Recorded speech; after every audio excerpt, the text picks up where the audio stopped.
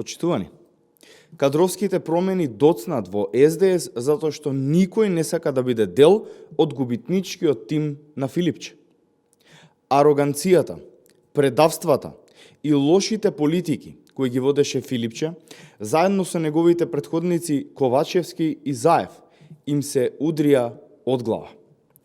Видни големи подржувачи на СДС, според информациите кои стигнаа до нас, одбиле да бидат дел од раководството на СДС само затоа што не сакале да бидат дел од партијата која некогаш беше државотворна партија, а сега спадна на едва и 120.000 гласови, за кои заслужен е директно Венко Филипче, а секако и неговите претходници Ковачевски и Зоран Заев.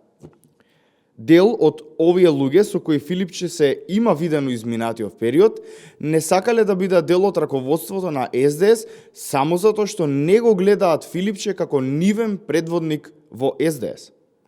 Очигледно е дека во СДС има проблем во делот на консолидација, а тој проблем е директно Венко Филипче.